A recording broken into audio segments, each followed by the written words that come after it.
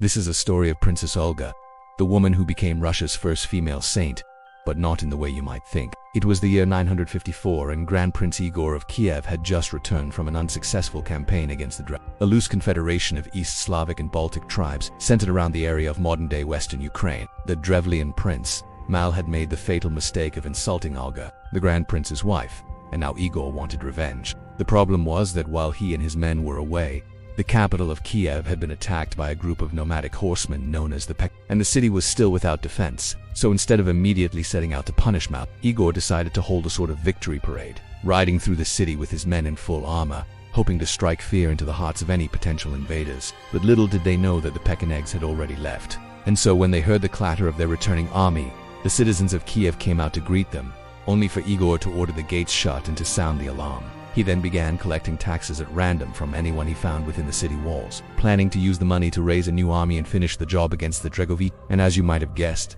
this backfired spectacularly. When the people of Kiev found themselves imprisoned in their own city, they went ahead and elected a new leader in Olga's place, after which she fled to the neighboring kingdom of the Poles. Now, as far as sources are concerned, this is where the historical record ends. But fortunately, it's also where our story begins. So imagine, if you will, that you are a young girl living in the 10th century. You've never had much interest in politics or who sits on the throne. But since your mother has become Grand Princess, your life has been turned upside down. You and your family have moved to a lavish palace, and now you must endure endless lessons on how to properly curtsy and keep up appearances. And worst of all, your mother seems more concerned with collecting exorbitant taxes and punishing supposed enemies than actually spending time with her own family. And then one day everything changes. Your mother is gone, having fled to a foreign kingdom. And now you are the new Grand Princess of Kiev, tasked with ruling over a city that resents you and an army that hasn't even finished its victory parade. Not to mention you have a bunch of other princesses waiting in the wings, who would be more than happy to take your crown. But hey, at least you have your childhood friend, a guy named Mal.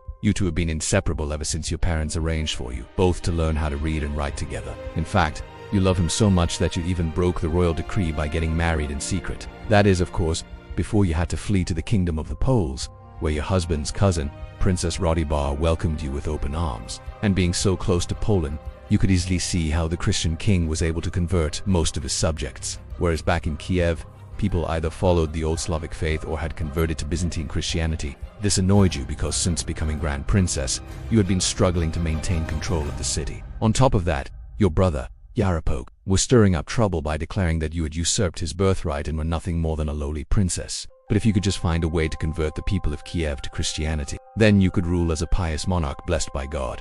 Unfortunately, everyone you asked told you that such an undertaking was impossible, especially since you weren't even Christian yourself. That is until you met a traveling merchant who told you about a new religion that was sweeping across the north. It was a belief centered around a man called Jesus Christ who had risen from the dead after being crucified by the Romans. This new faith promised salvation to all those who believed in Jesus and repented of their sins. But unfortunately, the merchant couldn't tell you where to find anyone else who followed this strange new religion. But fortunately for you, there happened to be a group of Christian missionaries passing through Kiev at that very moment, and you invited them to stay at the palace. You spent weeks asking them questions about their faith, and eventually you, your husband, your brother, and many members of your court were converted. Soon enough, you had taken the name Olga after the holy woman who venerated the relics of Jesus Christ. But while you were finally happy to have found a religion that gave you purpose, it didn't make your political situation any less dire. At this point, your brother was amassing his own army and preparing to invade, while the people of Kiev were making noises about wanting a new leader altogether. And it was clear to you that in order to secure your position,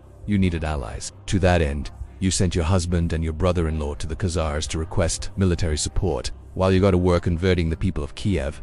Unfortunately, when the messengers arrived in the capital, they found that your brother had already struck a deal with the Khazars who had come to conquer Kiev alongside him. On the bright side though, thanks to your efforts, most of the city had converted to Christianity. And so when your brother and his army showed up, the people of Kiev preferred to fight alongside you rather than let them plunder their newly built churches. In the end, Yaropolk was defeated and fled, after which you were able to restore order, prosperity to Kiev. You rebuilt the city's defenses and started issuing coins with the image of Jesus Christ on them. You've also converted many of the local nobles and even established a school for the clergy. As you grew older, you became more and more interested in theology. And after you died in 969, you were revered as a saint, although you were never officially canonized. But hey, at least your story lived on in the annals of history. Or at least it would have if someone hadn't rewritten them to make you look bad. The thing is, the narrative I've been telling you isn't exactly what sources say happened. Instead, It's a combination of the primary chronicle and the later tale of bygone years, which between them rewrite Olga's story so that she plays the role of a pious, God-fearing ruler.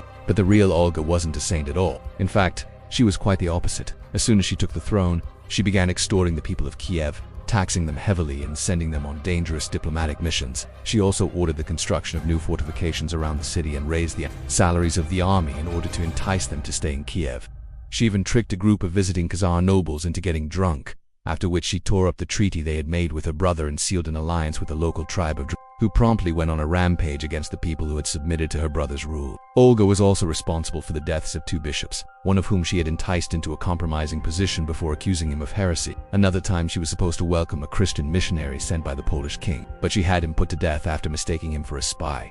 And that's just scratching the surface. If you want to hear more stories about history's most ruthless women, then please check out the series in the description below. Anyway, when her brother-in-law, Princess Olga, tried to get her to repent of her wicked ways, she simply had him poisoned, after which she ruled like a god over the people of Kiev. Eventually, her son, Sviatoslav, took over the throne, after which she spent her remaining days running a casino and a brothel. Now, if you're wondering why I told you a completely different story about her at the beginning, it's because I'm not actually sure if any of this is true. I mean, we have no contemporary sources explaining how Olga became Grand Princess or what she did once she was in power. Everything we know about her comes from the primary chronicle and the tale of bygone years, which were written at least 300 years after she died. In fact, these two texts contradict each other in many places, which makes it difficult to know what to believe. For example, the tale of bygone years says that she was regent during her son's minority, but the primary chronicle says that Sviatoslav inherited the throne from his father. I mean, we don't even know if she was related to Rurik, the Varangian prince considered to be the founder of the Rus state. Some historians argue that she might have been the daughter of her father's second wife, while others claim that she was actually the sister of the Grand Prince. So unfortunately, if you want to know what kind of person Olga really was, we might never know. Thanks for watching.